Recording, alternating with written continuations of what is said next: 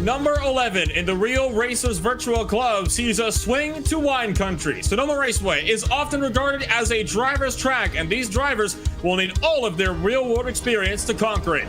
Welcome to RaceSpotTV for the penultimate round of the Real Racers Virtual Club Spring Series. I'm Bill Rempo with Dylan Coyle beside me in the commentary box and Hugo Louise behind the cameras for tonight's 25 minutes of racing action. Dylan, just 2 races remain in what has been an absolutely thrilling series, and with the top 3 separated by just 7 points, it is going to be right down to the wire. Well, it's also going to come right down to the wire at a very difficult track, Sonoma, and they are going to be using the NASCAR variant of this track. We obviously see the standings right here. It's only 7 points, like you said, and it's going to be a very interesting time. Sonoma is not the easiest place to pass. There's really no very comfortable places, except maybe going into the final hairpin. But, I mean, Nolan, what can you do with a car that's as difficult to drive and as difficult to race side by side as a Formula 3? We're going to have to wait and see just what these drivers are going to be able to do. A lot of these guys, of course, with those real racing experience, we'll get into that in just a moment. But as you can see, Hayden Fisher, after factoring drop weeks, top of the boards, finally knocking Rick Sheldon from that top step all season long.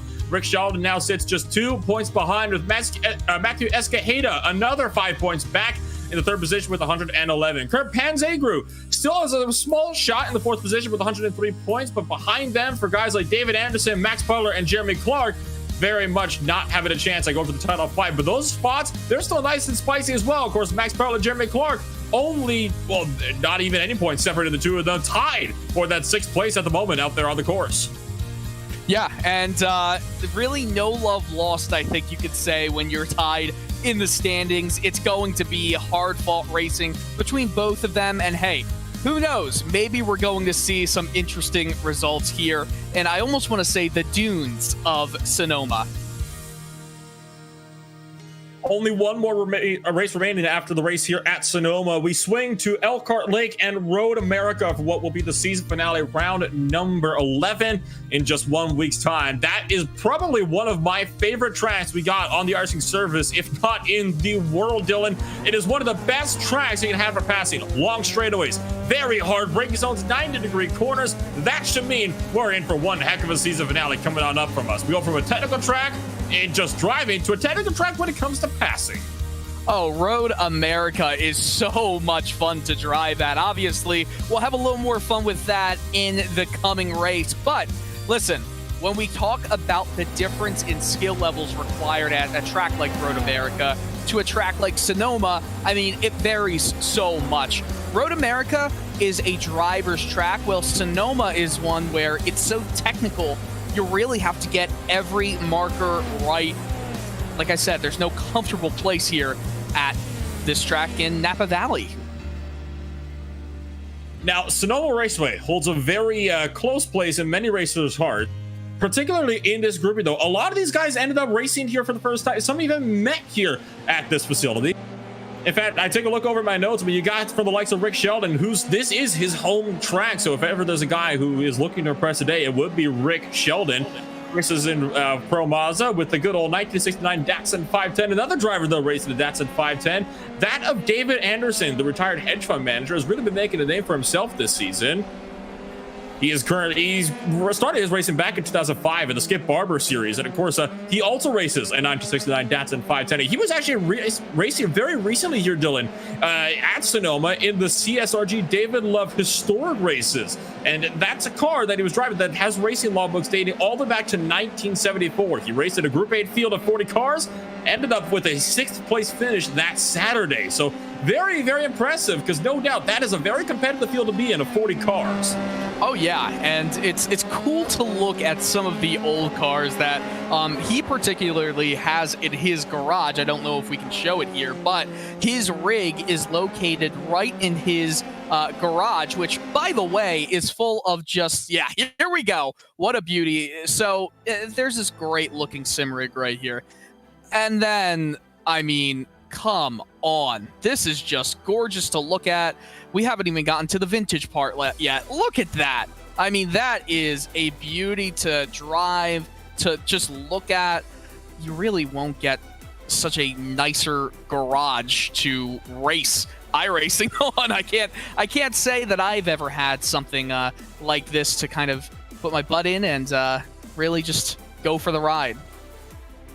At number 35, Race Machine was his Datsun 510 that he raced out here very recently in those David Love historic races. And there, of course, is the sim rig that he races on right in his garage. Not very often that you get to see guys racing with such a unique collection of cars like that one. So very impressive collection, and no doubt one that still has definitely some time to improve as well as time goes on. Qualifying is now underway. We see the first drivers out on course. Anders Krohn making a pass on Rick Sheldon. Rick Sheldon electing to take this out lap easily here. Nobody currently setting any time lapse. This is to be expected. Usually drivers tend to take these first couple laps to kind of set themselves up here. And it's not uncommon here, Dylan, to see the timings in qualifying come down by a couple of seconds at a time. And we've seen a lot of these drivers qualify within a second of each other, so it might not be a surprise that by the end of this 15-minute qualifying session that the same thing holds true. You know, right now, the top time in practice was Anders Krohn with a 1:22.371, which was 4/10 up on Max Butler. Depending on what we see through track conditions, through how comfortable these drivers are, how many laps it takes to get the tires warmed up. I mean, we could be seeing even faster times through the session.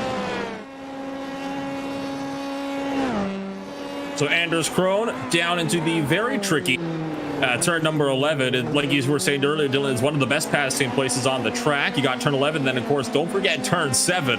That is no doubt going to be a very good pass opportunity as well if drivers can get a good run off of the carousel of turn 6. So Anders Krohn is going to take the first time lap of the day. We'll have to wait and see what this is going to be. Throwing himself up over the hill now. And this is one really good point here to bring in about this facility. All of the elevation change. We ride on board that is Corona and look at how much the track just falls away over the hill, dancing the car around to the back end before slamming onto the brakes down for a very tricky turn 4 up through 5. This downhill carousel turn 6, though, it's a corner that I can never seem to get right. Yeah, this is a very challenging corner. You never know if you want to be all the way up to the yellow line, the apex, or if you want to take an overarching kind of run through it. It might get you more speed, but it's also hard to put the power down on the drag strip, which Krohn just went through, comes around. This is sort of a hairpin of sorts before you get back onto the main section, the main part of the track. And really here, it's just about getting your line right, because hitting those spots, it's so important to get a good run coming right here. Turn number 10, one of the fastest corners on the circuit, and definitely a place where if you go off there, you are in for a world of pain. Not a lot of room between yourself and the tire barriers before. Hard on the brakes for 11. Almost full lock on the steering wheel to get it turned in. Be careful on the throttle as well. Got that barrier that is definitely willing to eat your car Long Beach style if you happen to over push the car. On the exit, we're rounding out through turn number 12. A left-hand kick to finish out the lap. So back up the hill. I want to point something about turn 6 as well. It leads into a very unique part of the track as well here, Dylan. It leads onto a quarter-mile drag strip, which definitely goes to show that Sonoma is home to several different types of racing here. It's often difficult to remember as well. That is an uphill straightaway as well, because it is actually the shortcut one for the drag strip, because there's a flat bit right down there. These guys are going uphill. It's almost impossible to tell based on how steep the downhill run is through turn 6. Well, the other thing to point here is that the drop-off in I'm trying to think of the exact word, I would say escalation up the hill, it's very sudden. So the car's it just bottoms out very quickly. And if you're getting on the throttle, you have to be very careful, because if you put on a little too much power, I mean, you're going to be turning, or wherever you're turning right there, a little extra, a little more than you actually wanted to. So, you know, when we're talking about this track and all of its unique features, I mean, we'll see right here with Dave Anderson. Watch the car bottom out right there, and then he has to get back onto the throttle. It's a lot easier when you have an F3 car that has a good amount of downforce rather than a stock car. You can see a lot of varying times out there on the timing screens. To the left side of the screen as we run on board Dave Anderson in the number 62 machine, who is on his second flying lap. Got Anders Krohn up top with a 1:22.760. He just improved on that one lap ago, all the way down to Nicholas Leo with a 1:34.305, 11 seconds off the pace now of your race leader. And no doubt those times are definitely going to come down as time goes on. We're talking about how it's not uncommon to be seeing drivers chopping times off about a couple of seconds at a time. So, and then in fact, there you go. Nicholas Leo then improves by almost 10 seconds right there. Now Nicholas Leo is going to be up with a 1:25.442 in this race. That puts him up to 9th. I mean, you have to think at the same time, some of these are just installation laps, right? They just want to get times in. They want to make sure that even if they're not going all the way over the course of a lap, they're still getting something down. So when it comes to gridding, they're going to have their name somewhere that'll put them above some other drivers. So Crone currently 4/10 off what his best mark was in practice. And I mean, just look at the escalation, the elevation changes right there going down. It's really like a roller coaster, Nolan. We've talked about some of the drivers that have histories here at this track. We talked about Rick Sheldon, who well, Sonoma is his home track there. We talked about David Anderson, who recently raced here in the real world in those historic races in his Datsun. How about John Showerman, though? He raced in F3 with some racing from 2015 to 17, mostly at Sonoma. He's presently racing LMP3s in the Le Mans Cup over in Europe, but he is making an appearance tonight, currently sitting stone dead last on the timing sheets. That is no doubt going to improve, though. Showerman has been a driver to really compete with for wins over the course of the season. Hayden Fisher, professional kite surfer, excuse me. He races a modified BMW and tracks all the way around North California. He met Sheldon and Anderson at Sonoma through the Turn 2.0 club. He's also your current points leader, of course. So Hayden Fisher, definitely a driver to look out for going into tonight's race. You got Nolan Siegel, who at the moment has not made an appearance so far tonight. No surprise there, really. He is, of course, he races USF 2000 in the Road to Indy ladder, along with the Instant Michelin Pilot Challenge in the Audi RGT4. So Nolan Siegel, of course, a very, very busy driver, keeping himself occupied in the real world. Most likely why he's not able to join us here tonight. Also, the 2018 Sim Raceway Formula 3 champion. So you got a lot of very, very experienced guys here, and a lot of these guys with very, very rich histories at this facility. It's really cool that we have such a cool mix of, oh, wow, Jackson, well, that's not the track, but get back on, and there you go, no damage there. It's cool to have a mix of professional drivers and what I like to call gentleman drivers. Obviously, that's the designation used in a lot of series around the world for drivers that are not racing full-time, that do it not necessarily just as a hobby, but are not racing as their profession. I guess you could say definitely as a hobby, but it's awesome to have everyone racing in one place to kind of show off their skills and compare themselves to each other. Sometimes there's a lot more that is similar than is dissimilar about these cars and how they handle than I think a lot of people think when they see. Well, iRacing, it's a service. Obviously, you are not sitting in the car, so you will lose some of that feeling that, as Lorenzo Bonder, our RaceSpotTV colleague, likes to say, butt feeling that you might get in an actual car. But all these drivers have some experience, and some of them have more experience in sim. So it's such a unique blend. Not only do some drivers have experience in sim and in the real world, but some of them have experience driving this very car in the real world as well, which is definitely a very huge plus when you're going into a series like this. Of course, the Dallara Formula 3, far from the easiest car to drive on the iRacing service. That debatably would be the Formula V fresh to the iRacing service just this past week.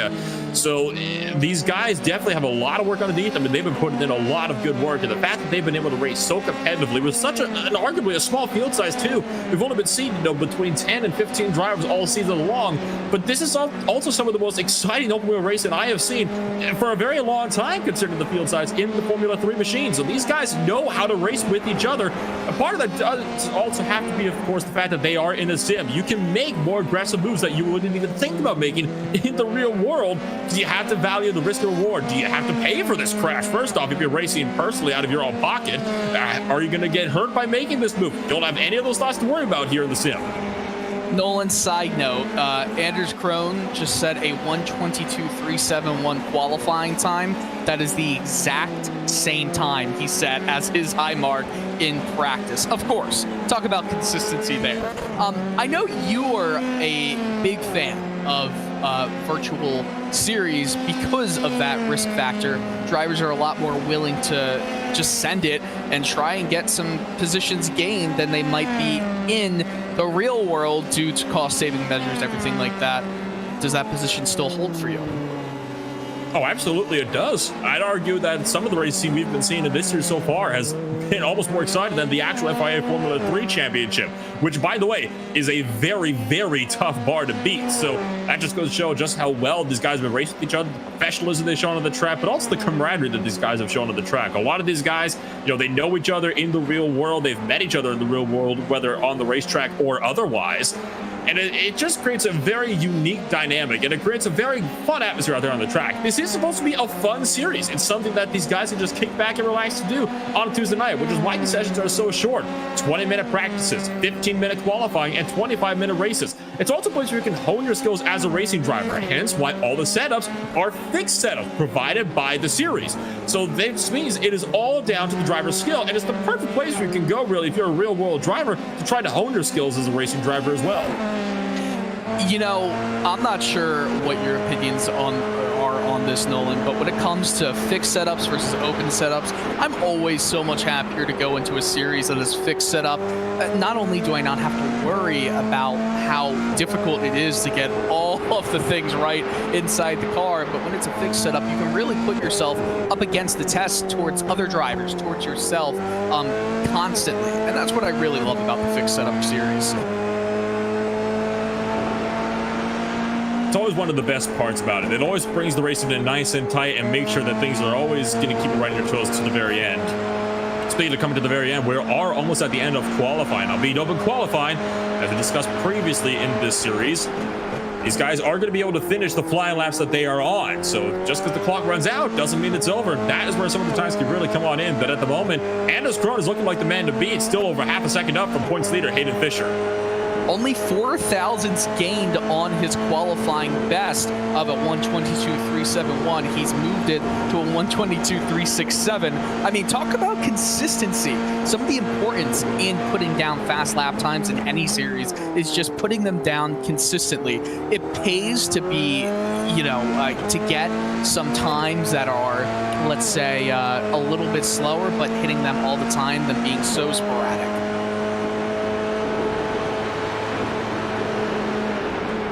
So 3 minutes remaining, which means these guys will have themselves about 2 more laps if they can cross the line right about now on the clock. We take a look at John Showerman, currently sitting in 4th place in his number 13 machine with the 123.036. He has got just 9 thousandths of a second up to Max Butler in 3rd place. Oh, but he swings really wide through turn 6. So this lap will most likely be compromised as a result of that one. Swings to the exit, though, up the hill for the drag strip, and making a little duck to the left down for the double hairpin that NASCAR uses. We talked about this before. We should probably reiterate now.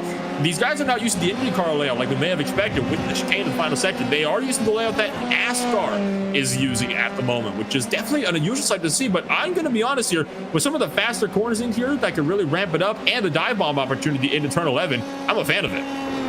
I don't know if I'm a fan of it yet. I'd like to see what happens into the race, because that does take a very heavy braking zone for a potential pass. It takes it away. Showerman right here, you know, I'm not sure about the line he's taken in this qualifying attempt. He's going to cross the line with a minute 33 left. He's going to be able to do 2 more laps, including this one. So wasn't terribly impressed by the final sector there, and he's very wide. He's going to lose even more time as we join with Hayden Fisher now.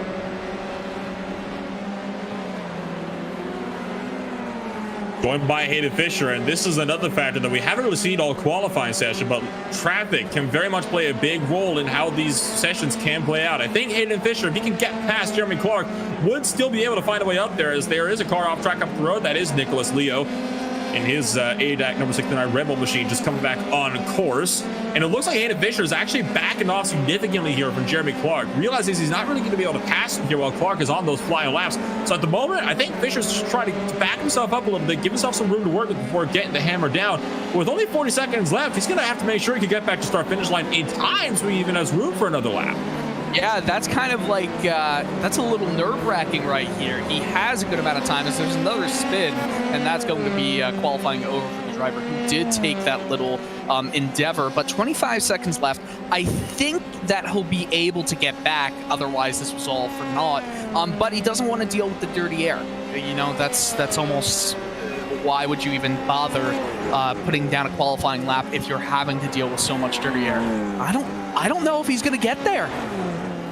Yeah, he's done. 5 seconds on the clock. 2-1 not. That is it for Hayden Fisher.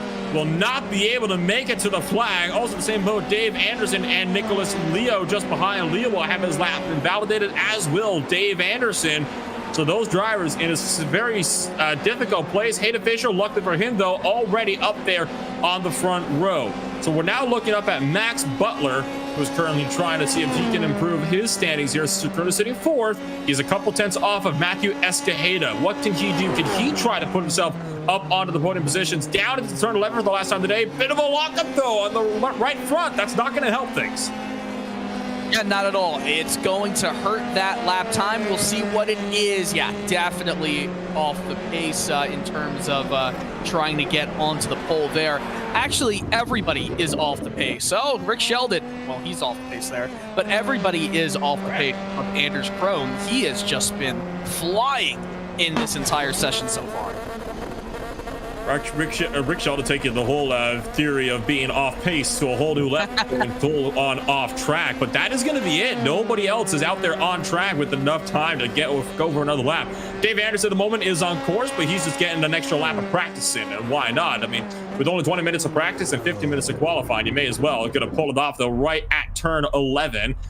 And that is going to be it. No further cars are on course. So with qualifying complete, and just 30 seconds remain before the session is fully moved over, Dylan, I have a feeling we're in for a fun one tonight. Absolutely. And other than Anders Krone just seeming to decimate the rest of the field, everybody is separated by only a few tenths here or there. So let's run on down to the qualifying grid for today's race. Anders Krone starts on the pole in the number 47 machine, the Indiana native. Hayden Fisher, points leader, going to be rounded it off on the front row. Matthew Escajeda is going to be sitting in third place with Max Butler in fourth. John Showerman sits in fifth with homeboy Rick Sheldon, going to be rounding out the top half of the field. Robert McGinnis is going to be in seventh place with Jeremy Clark in eighth. Jackson Ball sits ninth with Zach Hudson rounding out the top 10. Joe Butler, Dave Anderson, and Nicholas Leo going to be rounding out the last few drivers. Over about 5 of the 13 cars today are California natives. Another 5 are Indiana natives, with only 1 from New York and another from the UK. So it is a very split field so far in terms of, well, not a split. It's actually pretty black and white for most of the field. California or Indiana, that seems to be where a lot of the field is from here tonight. So no doubt that could be into some big things here. Now, here's some really important news that just came in here as well, Dylan. Hayden Fisher just got booted from the session for connection issues. Oh, but he's back. He is back right as you say that. So we'll see if he's able to take the grid. It looks like he hasn't yet, but we shall see. By the way, Hayden Fisher, if we want to talk about being in the UK, do you know what time it is right now? I believe it's 4:30 in the morning in the UK. So, I mean, my goodness, it might not be a bad thing if he's able to get some extra shut-eye. 2:30 to be exact over in Greenwich Mean Time. So definitely big props there to Hayden Fisher for coming on out so early in the morning to race with us here tonight. Well, while we're at it, while we're waiting for Hayden Fisher to see if he can grid up on the track, let's take a look over at some of the guys that helped to kind of keep the lights on here for the Real Racers Virtual Club. And one of those big names is, of course, the Stephen Wilson Racing Academy. Stephen Wilson, of course, a driver that ran in the Indy 500 just earlier this year. Unfortunately, did not quite go the way he wanted to, but the Stephen Wilson Racing Academy, it exists to assist clients on their motorsport journey. Swara utilizes 20 plus years in the sport with advanced coaching techniques, track and car knowledge, and widespread international industry connections to help clients progress to any level imaginable. Whether the client is new to driving on track or an experienced amateur racer, they can help you develop your driving skills that enable you to climb through the Ferrari Challenge ranks, win races in Ferrari Challenge, and advance to competing in pro or amateur racing, and one day possibly iconic races such as the Daytona 24-hour or the Le Mans 24 hours. As well as that, Merit Partners. They are a high-end boutique car dealership specializing in Porsche and Ferrari. With an extensive network of private clients, Merit curates rare and exotic cars for the purpose of buying, selling, and creating investment portfolios. The focus of Merit is to build long-term relationships over time, choosing to have a narrower focus and going deeper with clients. Additionally, Merit offers a wide range of peripheral services for clients, including car storage, detailing, specialty parts, and paint protection film. So the stuff of Wilson Racing Academy and Merit Partners, the guys that helped keep the lights on here at the Real Racers Virtual Club. Pace lap currently underway. Hayden Fisher did manage to make the starting call, but only just. So all 13 cars will be set to go racing here for tonight's 25 minutes of action. I was really hoping you were about to say these guys help keep the lights on, but the pace car lights currently off. I was hoping you would do that, but kind of disappointed me there, Nolan. Well, it's not too late. I mean, there's one electrical bill, I guess, that remains unpaid. What? What is it? It would be the pace car lights. Oh, okay. Gotcha.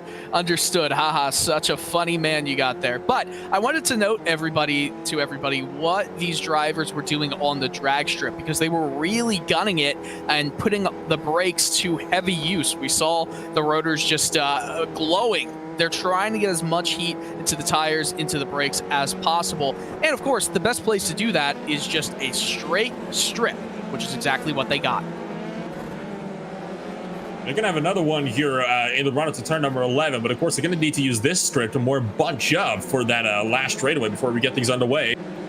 Into the pace car driver, pulls it down to pit road.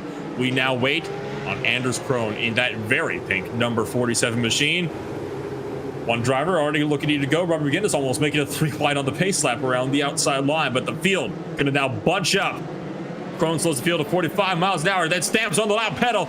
We are green flag racing for the penultimate round from Sonoma. Very clean start so far. Anders Krone up in front. Oh, bit of content already in the back. Robert McGinnis getting shuffled out of line by John Showerman, nearly shoved off the track. A little bit more, almost got to be made. McGinnis does get pushed off track. Still door banging with John Showerman all the way through turns 2. And how nobody wrecked there, Dylan? No idea. Oh, but now Showerman loses it on the exit of turn 3A. I was going to say, if I'm Robert McGinnis right there, I would be so frustrated. Had the run, had the speed, had the space until there was absolutely no space. Showerman, oh my goodness, he unfortunately for him, he goes off of his own doing there, but you know, McGinnis, he gets the spot. Should have come easier than it had to via that spin. So Showerman's no doubt going to be out of this race. Significant front wing and rear wing damage as well. One car swings really wide. Nicholas Leo taking a bit of an excursion out through the end zone of the direction. One car spins in the background. That is Joe Butler. One of the Butler brothers having a slide in the number 8 machine. He gets the good old flip going on there. Gets it back on course. No damage. Just some potentially smoked up tires for the number 8 car. So far, Anders Krone broken away for the rest of the field. 2nd through 4th are looking tight. Rick Sheldon and Jeremy Clark looking to do battle down to the turn number 11 as well. Sheldon gets tipped around at the apex at turn 11. And he's going to get that car back settled as well. Looks like another car spun. Jeremy Clark, the driver that just struck him, is also spun round as well. Anders Krone at the line had a 2.3 second advantage. Fisher spins from 2nd. Major championship implications in 2 different spots. Sheldon had a spin. Now Fisher's had a spin. Comes back on in front of Jackson Ball, but gets clear of the racing line. So Hayden Fisher spins off. 2 of the major championship contenders spun out early, and one of them both of their own doing, which was Hayden Fisher's spin. So he's going to get things settled. He's now sitting behind Nicholas Leo, who is 7th place at the top of the lap. So Hayden Fisher, quite a bit of work ahead of him here. He's currently sitting 7th place. Nicholas Leo is in 6th place at the moment. Going to move out to the outside, though, and decide not to hold Fisher up too much. And that's what you want to do when you are facing a driver who you may feel is fighting for something a little bit bigger throughout this race. Obviously, the win is no longer a possibility unless some craziness happens. lot of spins early on here, Nolan. I'm not exactly sure if that's just because the nature of this track, you lose some downforce when you're going down the valley, and then it's just when you go up the valley and finally when it reaches its peak, you also lose that downforce. So getting the throttle down, it's so difficult. Fisher went way almost over into the gravel and locks it up trying to make a move into the hairpin. I have a feeling you're right here, Dylan. It's got to be the nature of the track in this case. A lot of the self-spins we've been seeing, they've been right over the crest of hills where the car is at its lightest. And at Sonoma, there are a lot of points like that that will just catch anybody out no matter what car you're in if you happen to push it all too hard. Of course, even your front-wheel drive car like a touring car, you're going to end up just with a boatload of understeer instead. We'll take a look back at the replay here to John Showerman's spin. Going way off the track, and he's going to back it into the wall there and then go forward and actually tag the tire barriers there at the very entry to turn 4. Now, on the note of Showerman, it's not the first time we've been seeing him pushing drivers off the track. We had a big moment with him over in Phillip Island, of course. There's Joe Butler's spin out of turn number 7, and Joe Butler's had another spin. I'm seeing him stop in turn number 5, but the right rear wheel ripped right off the car. That's Hayden Fisher's spin as well. Yeah, we're watching the replay here with Fisher. I was going to say we now have a battle for second between McGinnis and Butler. Hopefully we do get a replay of what you were just talking about. But the battle for second is on because Krone has checked out. Anders Krone has certainly turned up the wick in the last few races. Of course, not high enough in the standings to be able to go for a championship, but maybe in the next season as well. Here's what happened to Joe Butler. Over the top of turn 3A, loses the back end, overcorrects, and just tanks the outside wall. And that right rear wheel has definitely seen better days. And I think that will spell an end to Joe Butler's night as well. Yeah, when you lose a tire like that, yep, it's game over, and it's unfortunate. It's the same exact location that Showerman had issues with, and Max Butler, Robert McGinnis I saw somebody else go way off track at the same spot. Couldn't quite see who it was, but it's happening to everybody. McGinnis that had a little bit of an off-track excursion over at turn 3A. It's a very difficult corner, one of the most difficult on the track. It's such an inviting corner to take some of the curb. What happened to McGinnis, though, he took too much curb. That caused him to understeer off and into the grass. It's a very easy corner to carry a lot of speed into, and a lot of drivers very tempted to carry too much speed through there. It's almost one of the most common mistakes you can see at a track like this, no matter what form of racing you're in, no matter how much experience you have at a track like this as well. Recovered nicely, though. McGinnis in the number 12 car, kept that car underneath him. Max Butler's going to try to chase him down for second as well, with Matthew Escajeda just waiting in the wings in 4th, trying to see if he can maybe eke out a podium today. Yeah, we haven't said much about Escajeda in this race, or really the qualifying session either, but he sees some lockups right in front of him that makes him lock up himself. He is right in this battle as well, so he can definitely eke out with a P2 finish in this race.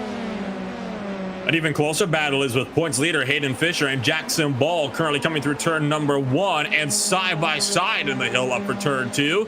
Fisher gets clear for the position. Ball tries to fight back for the inside. Fisher runs wide. That allows Jackson and Ball back through to retake the top 5. Points leader Hayden Fisher trying to work his way up further and further in the race. Gets the over-under for turn 3A. Oh, and steps the back end now, trying to go for the inside for 4 from a long way back. But Jackson Ball is going to give him the room to work with to make that stick. Yeah, some great racing here from Sonoma. In this race, we're only just 6.5 minutes in, and there's been so much action. We talk about how quick these races are. I feel like so much has happened that could have happened over the course of a full run. It just feels like there's a lot more that we're going to see from this track, from this session, that we haven't seen so far. But I tell you, this series is obviously one of the most exciting open-wheel series that I've seen on iRacing in a very long time. So we're going to take a look up here now to the battle for second place, with Max Butler still trying to run down Rob McGinnis. The pair about half a second apart, but a big lock from McGinnis up into turn 11 sees Max Butler close the gap, but not enough to go for a pass. Oh, bit of a clip on the wall there that time for Rob McGinnis. Just at the apex of the corner. That's a very easy wall to hit if you're too close. And these guys at the moment, they're trying to hang as tight to it as they can to take the shortest slide possible around the track and the fastest slide in the Formula 3 machine. Got to be careful though. It could really well catch you out. If he hit that wall any little bit harder, he would have gone flying into the inside wall. Yeah, and there's no traction in the dirt here, which, by the way, I really want to see Sonoma raced during, I believe it's what season is it all green at Sonoma? Have you ever seen pictures of this track when it is just green grass and not any of the sand? As we might see an attempt here. I don't think one's going to come. Oh, maybe a little peek. Oh. He goes wide. McGinnis goes wide. He still holds position, but you saw it, Nolan. Butler had a little bit of a look-sees. A little look here, a little look there. Sooner or later, one of these moves is going to catch McGinnis off guard, and Max Butler will get that spot done. It's only a matter of time. Could he have it in the turn 11? Possibility growing all the time. McGinnis goes defensive. Max Butler trying to fight the outside line. McGinnis trying to fend him off, and he does successfully. Max Butler with the tank slapper on exit. Or cone. That's really what you've got to say there. Just perfect defensive line taken through the hairpin. Going up the hill, though. Oh, this is going to be tough to defend, but he does a nice job so far. Takes a defensive line. Butler gets the fastest line, though, and up through the S's into this very tricky left right-hander. Maybe a little too far for McGinnis. He keeps it on track. You can see him wanting to pull to the left ever so slightly. Like we were saying, it's a very inviting corner, and it can lead to moments like that. McGinnis, well, he's already had a few off tracks. Butler can get a good run through turn 6 here. He could get him up in a 7, but I don't think he's going to be able to get there. I think McGinnis has too good of a run. And going back to your question about if I've ever seen any pictures of this track while it was green, well, I actually have, and they were Dave Anderson's pics that we showed just earlier in the broadcast. That was a very green track with his Datsun 510. You know, it's funny, seeing those pictures earlier in the broadcast, I know we were talking about Sonoma. I just always forget that Sonoma actually has grass, so I didn't even put it together, even though we were talking about Sonoma. I feel you. You know, it is, I am on the East Coast right now. It is 11 o'clock. Oh, oh man, you had some lap traffic, it looks like, going very slow, letting them go by. That was Joe Butler, by the way, but it does open the opportunity now for Max Butler. Joe Butler, of course, taking one of the quick repairs that these guys have access to this race and letting the field through at the moment. That is really, as a result, split up second, third, and fourth. Escajeda has fallen back in a big way, but Max Butler has only closed in on Robert McGinnis at the moment. And Butler is still not going to let him go without a fight. At the moment, this is the closest duel that we have on the track, and McGinnis is fighting with all his life right now to keep Max Butler behind him. I mean, where do you make the pass? You have to be close at the end of this drag strip. He's going to have to get the throttle down. I just don't see it happening. Let's see how powerful the slipstream is. He's nowhere close enough. Turn 11 has been a very popular place today, and the reason for that is because you can't really get a good drafting run off of turn 6 because you're still working on getting up to speed. Whereas off of turn 10 and through the SS, those are flat out corners in a Formula 3 car. You have a lot more drafting room up to turn 11 than you do into turn number 7. So that would be why 11 is such a much more popular passing opportunity. I mean, look at how much Max Butler closes in as we run on board with Escajeda all the way down the straightaway. It's just not enough, and sooner or later, one of these lockups from McGinnis is going to send him out way too wide, and Max Butler will be able to get the over-under on him. Yeah, McGinnis is driving a little bit wildly right now, and I don't think that's necessarily because he's trying to be defensive. I think he's trying to get the fastest laps possible. And remember what we were saying as McGinnis goes for a bit of a slide. This opens up the door for Butler on the outside, then going to come to the inside, but will he be squeezed here? He's going to get the move done. He's not clear, but you know he's going to be able to do it right here, Nolan. Look who's closing the result of that, though. Matthew Escajeda throwing his way back into the wings here. Trying to maybe pick up a podium for himself. McGinnis tries to go back on the inside of Max Butler for turn 7. That was a very opportunistic look, to say the very least. Escajeda not able to capitalize on the bit of a bad line that McGinnis took on entry. So Max Butler begins to pull away with the second position. Escajeda still closing in. Yeah, you saw that too, Nolan. I was wondering if he was going to get fully on the brakes in time. That car just wanted to go right up to the gearbox of McGinnis, and McGinnis is definitely falling back right now. He's falling right into the clutches of Escajeda, and he's in trouble of losing a podium spot. And already halfway right about now through this race. So that's definitely really interesting things there. Oh, Jeremy Clark, I'm seeing him stopped on the timer screen. Exit at turn 7. So the number 87 machine looks to have had yet more issues for himself today. Doesn't look like he's had too much of an issue though. He's back going again. So probably just one of those, minor little spins that we see just getting on the power a little too early. A spin at the opposite hairpin. Well, that doesn't happen often. That's a very slow speed corner, but probably just got the throttle in a little bit too much. Again, Sonoma, what can you really do here? It's such a difficult track to make passes, but at the same time, it rewards drivers who go to the very limits. But if you go a little bit past that limit, it's going to absolutely eat you up. I mean, then you get the car as well, the Dallara F3, making it even easier to go for these little spins. I mean, yes, there is only 220 horsepower, but it's a very light car as well, only 550 kilograms, which is about a third that of a NASCAR stock car is. So they are incredibly light machines. And when you consider how heavy cars can be, especially race cars, even compared to the Datsun that we saw earlier on in this very broadcast. So, it's a very high power to, or horsepower to weight ratio that these cars tend to have. Yeah, and when you do have a very high power to weight ratio like that, you're going to have a lot of difficulty applying any amount of pressure to the accelerator pedal. By the way, I've got to say, I've been impressed with McGinnis's run over the last lap and a half.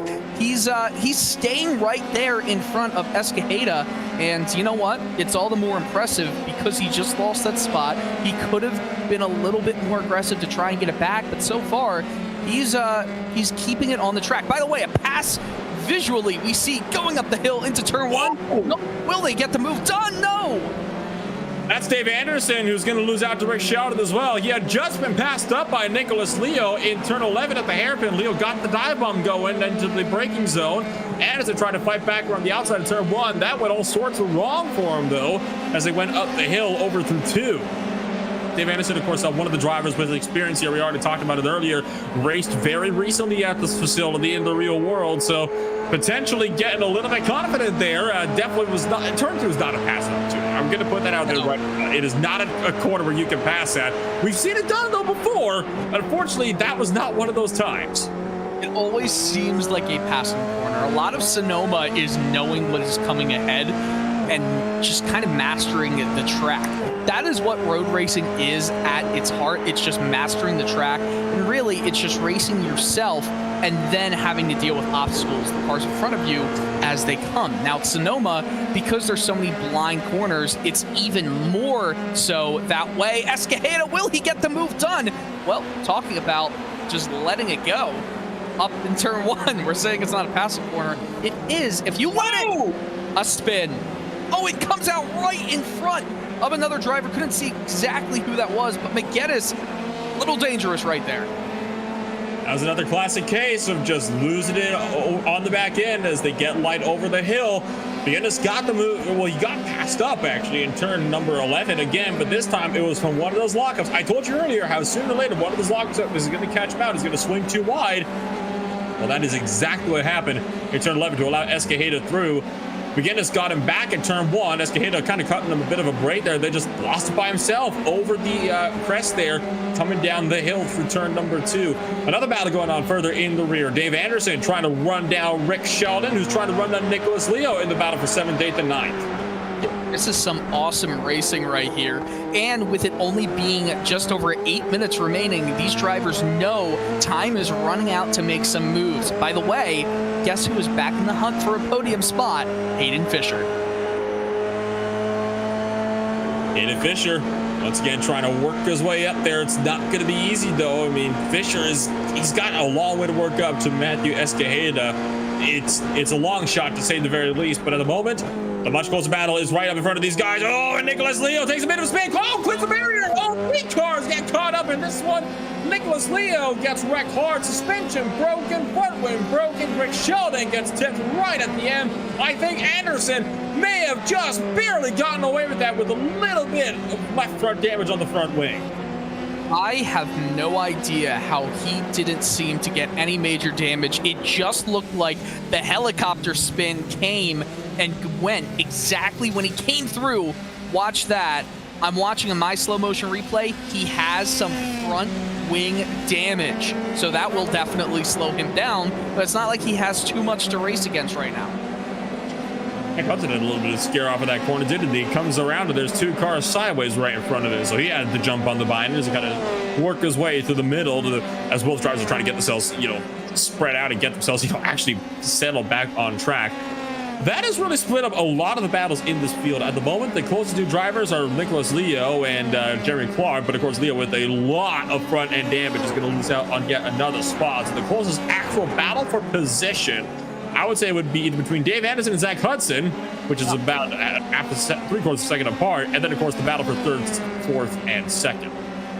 Tell you what, this has been a fantastic race, and you see I'm not sure if you could see from that angle, but there is some close racing like we were talking about for the podium positions. Such a cool view to see right from that pit lane entry, the other side of the track, because yes, you're in front there, and you're seeing all of the drivers go up the hill, but you can also see them come around and make a passing attempt into the hairpin. Hudson lost some speed right there through going up the hill, down the hill, up the hill. Again, roller coaster ride indeed. And off the track goes Anderson.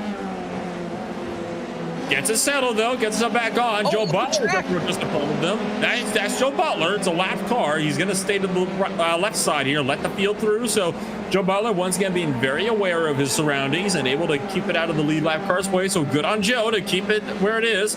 Zach Hudson, meanwhile, still trying to run down Dave Anderson. It's starting to close in yet again. If he doesn't make any mistakes, Zach Hudson could very well get 7th before the end of this race, coming to 5 minutes to go.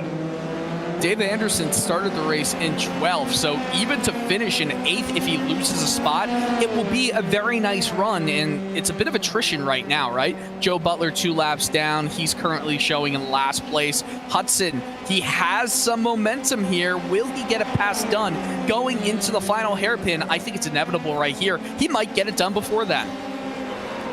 By side, Dave Anderson breaks a little bit earlier. Gives Zach Hudson the room he needs to make that pass work. Can Anderson maybe fight back into turn 1? I think it's going to be a long shot with how far back he is. Zach Hudson already started to pull a very significant gap. 5 minutes to go. And with that, an estimated 4 laps remaining on the clock for your race leaders. Well, also remember that Dave Anderson does have a little bit of left front wing damage as well. We don't know exactly how much that's affecting his ability to drive that car, but it definitely is hurting him in situations where you need that arrow to come into play. Locks it up. He's able to keep it on the track, but he is losing ground to Hudson so quickly here. Zach Hudson already a significant distance up in front of these guys. I mean, we take a look at the gaps there, and it doesn't really look pretty here for Dave Anderson's run here at the moment. I think he's going to have to settle in, for these final spots here and just settle with an 8th place finish. I mean, it's better than 9th at the end of the day. 9th place, he's still always back, and he's actually fighting it out. Rick Sheldon is with Jeremy Clark. He's trying to make a run around the outside of turn 7. A very bold move, but at the moment, P9 and 10, closest battle out there on the circuit. I'll tell you what, though, there is some close driving that we may see come to a head between the top 5 runners in this race so far. But will Clark get a run here? He goes a little bit wide, does not have the speed. Oh, send it, lick the stamp. He's sending it right here. Just like you did in Twin Road Tagging just last night, as a matter of fact. Jeremy Clark is able to pull it off. Can he maybe get cleared? Not quite. And the drag race out to the line. He doesn't. It looks like Jeremy Clark did just barely manage to eke him out by 4,000ths at the line. Clark's going to squeeze him in. Oh, contact. Sheldon runs over the back end of Jeremy Clark. Clark goes off course. Both cars with major damage now. I don't know about major damage, but that's definitely a close call, if anything. We're seeing the car right now. Doesn't look like it's too bad, but, I mean, you just have to be careful, though, going up the hill. Remember what Nolan's words. It's not a passing zone. It looks appetizing enough, but you have to be careful there with mistakes like that being inevitable. Also, 2.5 minutes left. This race is flying by. with the battles, for the most part, died out at the moment due to their own attrition, as Nicholas Leo just had himself another small spin at the exit of turn number 10. Didn't hit anything, so he's going to be keeping himself nice and steady in the run towards the hairpin. Let us take a look here. I feel like we should kind of take a look over here and once again give a shout out to the guys that help to kind of keep the lights on here for a moment. Well, actually, you know what? We'll get back to that in a moment. I've just noticed 4th and 5th place are what are you doing? Fisher and Robert McGinnis. We'll get to that post race after the results from the looks of things. If this battle could just heat up the way it is. We can always thank them at a different time. We've got some good racing here, though. Coming onto the drag strip, McGinnis, he is fighting back. He's not consistent enough. He could have had a 2nd place finish if there was that consistency. Consistency is key. It is one thing to be fast for one lap of the race. It's another thing to be fast for all of them, and that's what Anders Krohn has been certainly doing right now. Just putting on an absolute clinic for the field up at the top end. Coming around to take what may be the white flag. We'll have to wait and see if that is going to be the case, but the battle for 4th and 5th still raging on. Robert McGinnis trying to get the right hit at Fisher. He's going to get the overspeeder from the turn 10. Oh, switches back down the inside. Oh, runs him over. Fisher crashes hard at turn number 11, rips the nose cone off the car, and the nose cone makes its own appearance, but that could have gone a little better, and I hate to say it, I think that move was a little too opportunistic from Robert McGinnis. As Hayden Fisher's night, it's gone from bad to worse.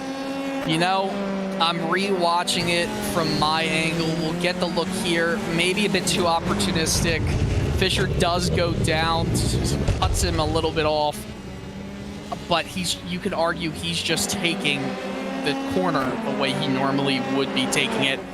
Oh man, he's going to have a lot to say after this one is over. I mean, these are major championship implications, my friends. Oh, and he's just clapped the wall again at the exit of turn number 1. Hayden Fisher was trying to just limp it around, but after another strike with Wall, he's going to tow it back to the pit, so Fisher will be logged as it did not finish on the night. Rick Sheldon and Jeremy Clark are looking to be close as well. 15 seconds remaining. Meanwhile, we'll take a look up to the race leaders for Anders Krohn. Will this be the last lap, or will he get one more? It looks like he will just barely make it back. We will go for one more lap. This means that battle between 9th and 10th for Sheldon and Clark, they've still got one more lap to settle it.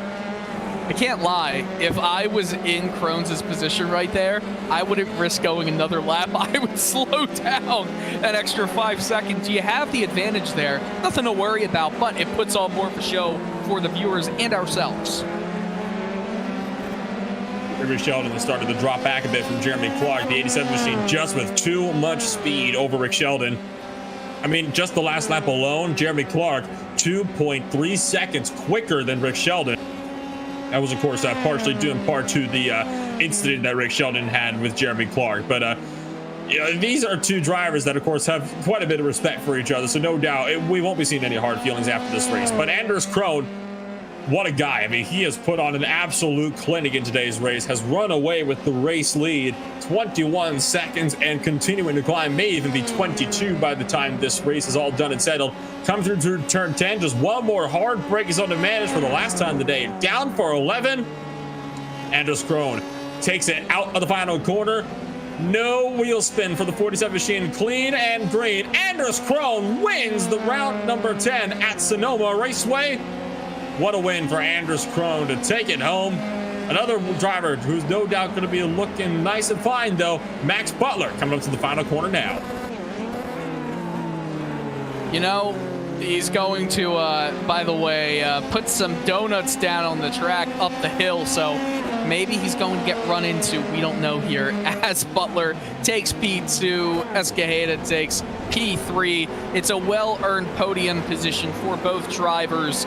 And I do have to say, as Robert McGinnis finishes a P4, and McGinnis, I hope we get a replay of the jump he just took. I was hoping someone would take the Sonoma jump, and he did just that.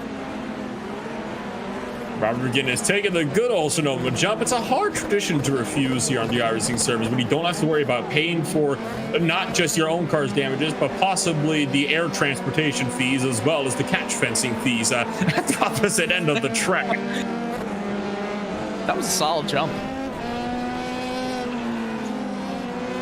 Like, that was really impressive. all drivers have finished the race tonight.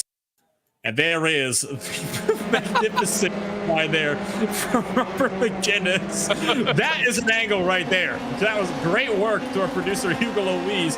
That was absolutely flawless, that camera angle there. I love it. I love it. Hugo, we love you here.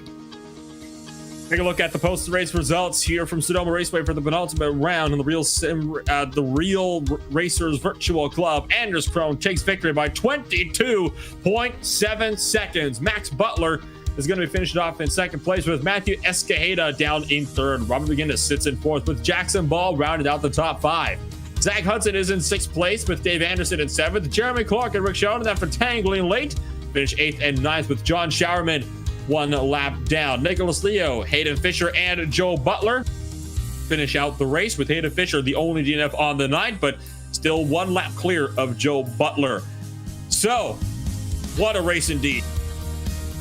And only one more to go as well. We're coming up now to the final race here in Road America in just a little while. We'll get to that in a moment. For now, let us drag down Anders Krone, and we're going to give a chat here with our race winner on the night. Anders Krone joins in the commentary box. Well, Anders, you start pole, you dominate the race, you win the race. How do you feel?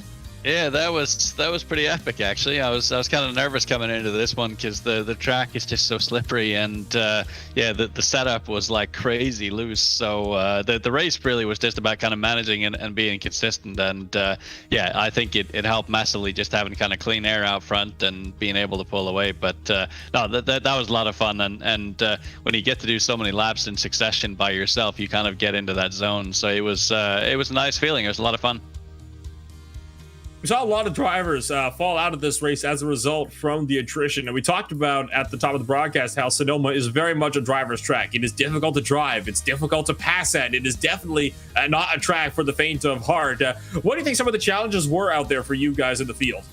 It's really just the sequence of corners around here. If you know, with it being so many back-to-back corners, if you get the entry to one corner wrong, that means that whole sequence is ruined. So it pays such a massive penalty for putting a wheel wrong. So yeah, really, I think it's just that, and also when you have dirty air, you know, as you pointed out, very difficult to pass around here. So that complicates matters. But I was fortunate to not have to deal with that too much. But yeah, certainly I was on the Discord listening to the other guys that were scrapping it out. It sounded like they had an epic battle going on. So we take a look. Only one more race to go. Road America. It's a long track, but it's also a track with a lot of very long straightaways, very hard braking zones. So while you haven't turned out the way the last few races, I have a feeling that might be a track where you're not going to be able to pull away as easily as you have here at Sonoma. I completely agree with you. And as soon as I saw this was the last race on the calendar, I was like, oh my goodness, that's going to be tough. So no, I expect that to be a draft fest from beginning to end. But no, I can't wait. And again, it's just been such an honor being able to take part in this, and big thanks to the Real Racers Virtual Club and Rick Sheldon and Dave Anderson who put this all on and organized it. It's just fabulous. So can't wait for the last one next week, and then reset for a new season coming up this fall. And thank you, Anders, for taking the time to join us up here in the broadcast booth. It was a pleasure watching you, as always, out there on the track. Congratulations on your race victory, and best of luck next week at Road America. Thanks so much. Appreciate it. Have a good one, guys. That was race winner Anders Krone coming home with a very dominant win on the night. And to continue our way down through the grid, and we're going to pass it off now to you, Delacoil, for our second place finisher, Max Butler. Hey, Max, I have to say, first off, I've been enjoying your show that you and who else? Matthew Escajeda have been putting on in Sim for quite a while now. Explain yourselves. So actually, it's kind of great since, you know, after Watkins Glen, I definitely made a mistake into turn one. So I'm happy that we both finished on the podium, and, you know, we're celebrating out there, and he accidentally flipped over, and I was trying to help him, and I went into the deep abyss of sim racing world, unfortunately, so I couldn't help anymore. Yeah, I'm seeing it right now. I'm not sure if we can get it up on our production feed, but you really did just go out into the middle of nowhere. Anyway, post-race shenanigans aside, It was a fairly uneventful race for the most of it for you, Max, but you did have Matthew chasing you down at the end. Did you feel any pressure there? I definitely did. Like, he was faster in the last turn, and I was just watching it dwindle down. Luckily, I was getting a better exit to the long back straight. Well, the S section. I don't even know if it's a straight. It's flat, but definitely felt the pressure towards the end. I would say, like, uneventful. I was sweating more than I really ever have because this track is so difficult because it feels like you can just lose the car at any point in time, and seeing that gap kind of dwindle, I definitely felt the pressure. But the sounds of the Discord chat, it sounded like there was a lot of other action going on, so I doubt there was much of my race compared to that. There was a good bit of action going on everywhere, and we were actually talking about that with how difficult of a track Sonoma is. You go to Road America, it is a driver's track. What do you feel like your strengths are there? I feel like my strengths are kind of like, I was throwing it into a lot of those blind corners and putting the power down early, which I feel like that's the part that'll lose you that few extra tenths.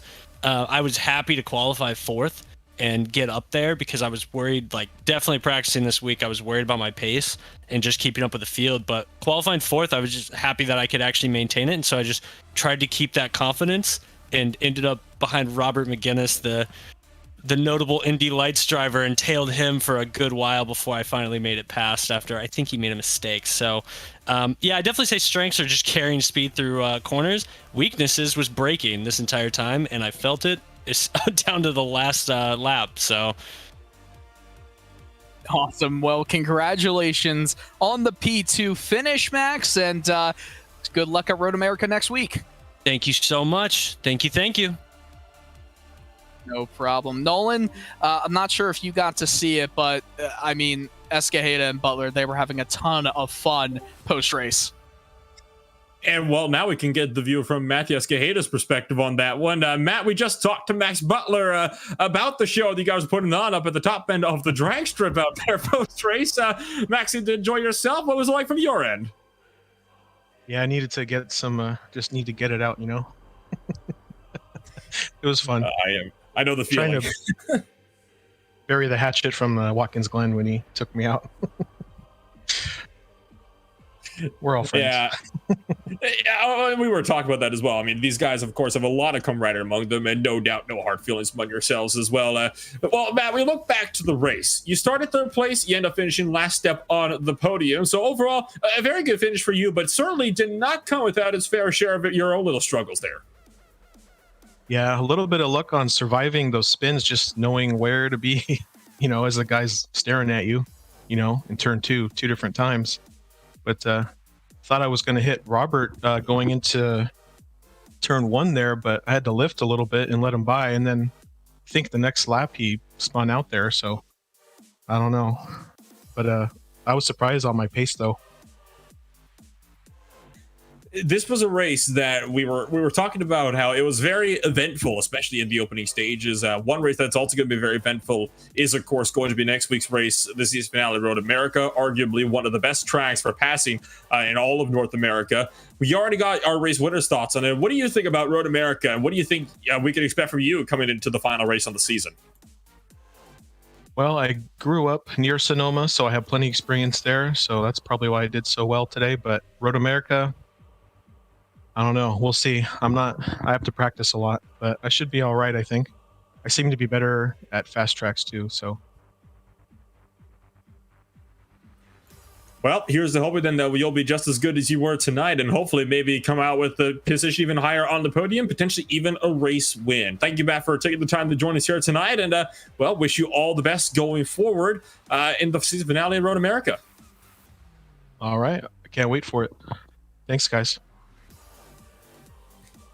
So that is Matthew Escajeda rounding out the podium. We do have a few drivers still that we're going to be giving a little bit of a talk to tonight, and we're going to start it off by bringing in Jackson Ball. Now, of course, Jackson, you finished end of the top 5. You yourself had quite a few little moments in the race, just like everybody else really throughout the course of the night. You're also one of the biggest movers on the night, up 4 positions, started 9th, finished up in 5th. So a very successful night for you overall. Yeah, I think overall pretty pleased with the night. I didn't really come in super prepared, so I was kind of expecting a midfield finish, but it was good just to try to, keep the car on the road and point it in the right direction. Well, we take a look back at the race, and you ended up having, several moments where you found yourself having to stare down some cars that were looking sideways. Quite a few puffs of smoke up in front of you, no doubt, over the course of the race. So overall, how do you think the race went for the rest of the field so far? It went great for you, but we saw a couple of drivers having some other significant struggles, and no doubt you gained a few spots for those as well. Yeah, it's always good to try to, mitigate mistakes and really try to capitalize when someone else makes them. It's a little scary coming over the hill, though, and all of a sudden, there's someone facing the wrong direction, and you have to, kind of have good accident avoidance. I think the battle at the front seemed pretty interesting. I couldn't really see it from back where I was, but between Anders and Max and Rob and Hayden, because I would just roll up on the carnage that ensued from it. So I think overall, good race. Probably pretty entertaining to watch, considering all the ups and downs that happened throughout. Ups and downs, literally and figuratively, in a case like Sonoma. Season finale is, of course, going to be coming up shortly. Then, of course, there's going to be the fall season as well. So kind of looking forward to the future. What do you think we could expect from you going forward? Do you intend to race in the next season of this series? And if so, where do you think you'll be able to finish up in that one? I definitely intend to race in the next season. I kind of came in, obviously, kind of midway through here, being a rookie, getting to know the guys. So I'm really looking forward to just continuing to have time on the rig and improve and really push myself and hopefully be up there fighting with the likes of, a Robert McGinnis or a Max. Well, here's to hoping that we'll be seeing you racing up at the front, no doubt, by the fall season, and hopefully even at Road America as well. It's a very draft-heavy track, so that's a track where anything can happen. Thank you for joining us, Jackson. Good luck in the season finale. Thank you, Nolan. And that is Jackson Ball, 5th place finisher on the night. Continuing down through the order, the driver that did gain the most spots on track, Dave Anderson, joins us in the broadcast booth. Dave, well, you're the biggest mover on the day. You started second to last. You finished just at the cusp of the second half of the field. So overall, I would say you're one of the best drivers of the race so far. Well, I'd say I've avoided a whole lot of problems, and I knew that going in. I know this track pretty well, and you got to kind of come at it about as nervous as a cat in a room full of rocking chairs. It's a dangerous place to be, and first lap showed it. I was just focused on staying out of trouble. Figured I could be half a second slower than a lot of these guys, but there was going to be a lot of carnage, and there was. So there were a few times I had to really squeeze between some damage, but it was a fun race. We talked a bit in the early portions of the broadcast here about how you were racing very recently here in the CSRG David Love historic races in your Datsun 510, I believe it was. That, of course, is a car with a lot of history behind it, like we heard as well. Racing law books dated to 1974. Finished 6th in a field of 40. So first off, I want to say congratulations on that. That, no doubt, is no easy feat. But from the Datsuns to the Delaras, definitely a very big change. What do you think the biggest difference is between driving a car like your Datsun 510 and the Delara Formula 3 on a sim? Well, it's interesting because I was saying to some of the guys in the race, the Datsun is almost more planted in some cases. The aero doesn't help you here at Sonoma, where you have some of these elevation changes. Turn 2, turn 3A, where the car gets really light, and so you have to be really ginger with the throttle, and that's exactly what racing the Datsun is about. And it's a pretty fast car around Sonoma, but not quite as fast as the Formula. But it really did, I think, help me today, because there was, when you're racing in a historic league, you're really trying hard not to hit other people, and that came in handy today. As you're always looking ahead to see what's going to happen in front of you. So the Datsun, I think, did me well today for the Formula car. We look to the championship. Kurt Panzagro, obviously a no-show so far tonight, so this is going to give you a huge run on him in the point stand. He's coming into the season finale. What do you think you can maybe go for 4th place here before the season closes out at Road America? It's a great question. As you guys have been following, we drop our three worst races, and because I've had 3 zeros, the raw score I look pretty far behind. But everything I add just adds right to the total at this point. So I think I can pick up maybe another spot. It really depends on what's happening in front of me. I was really focused today on getting in front of Hayden, in front of Rick, in front of Jeremy and some of the other guys that I got to pick up points on. So it's going to be the last race. Road America is going to be epic. I mean, it's such a great place to pass. I think we're going to have a full field. Everybody's jazzed up. We've become, we all know each other well, and there's definitely tendencies that people are going to start taking advantage of in this last race. So I think it's going to be a fantastic contest. Bound to be an exciting race indeed. A lot of fights in the championship still yet to be decided, and we're going to be watching yours very closely right through to the end, as well as the leaders. Thank you, Dave, for taking the time to come on down and join us tonight, and best of luck in that season finale and your battle for 4th. Hey, thanks to RaceSpot for great work as always. See you guys next week.